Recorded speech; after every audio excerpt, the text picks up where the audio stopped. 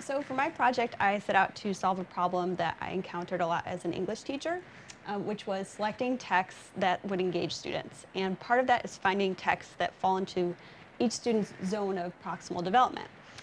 So one reliable way to measure that is through a lexile level, kind of like a reading level. But it's scaled on a scale of like 100 to about, it can go up to 1,400. I've seen, I think it can go to 2,000.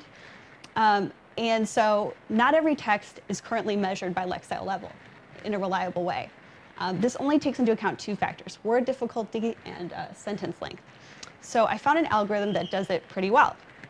It's a machine learning algorithm that takes documents, it stores each individual word, and for that word determines how likely it is to be a given label. This is called the naive Bayes algorithm for machine learning. And so I got it so that you can put a text of pretty much any length into this app, and it will determine the approximate lexile range. To do the actual lexile level, I would probably have had to train millions of words. As it was, there's this huge, ugly object of about 200,000 words I had to go through. So I'm going to test short passages right now, so it doesn't take too long. So to start off, we can take a piece of a text that we know is probably in the elementary range, hop on pop. So we'll take a piece of hop on pop that applies very well to today, about dogs getting wet. Shout out to people with dogs, I had to walk them this morning. And we would expect this to have a range in the elementary kind of lexile range, 200 to 600. So click get lexile measure, and yep, it's in the 200 to 600 range, and it has some suggestions for other books in that range. Yeah. Cool. And then maybe I want to show a New York Times article. Obviously, that doesn't have a determined lexile level. Maybe I'd have to look this up. So I'm going to take a little piece of it and just check who can I give this to. Middle schoolers, high schoolers, or elementary schoolers. And so, get the lexile measure. And this is okay for middle school, even though it has woefully inept in it. And then I go to the New Yorker. It's a little more challenging.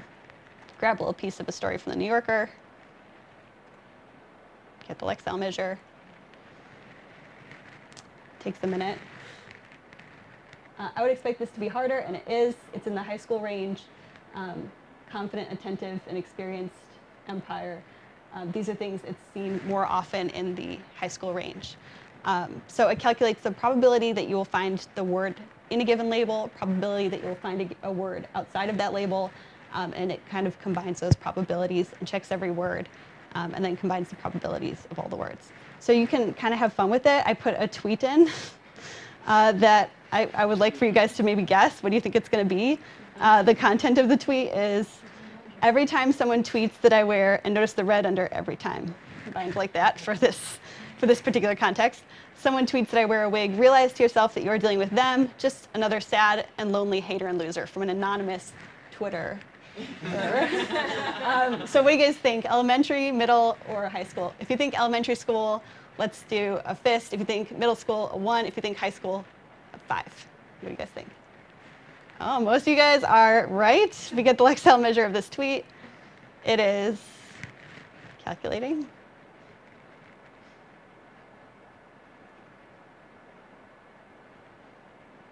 Maybe I have to refresh here. Hold on. Sorry, guys. Refresh, try again. This tweet. Yeah, it's in the elementary range, along with green eggs and ham and other classics. So not that bad, really.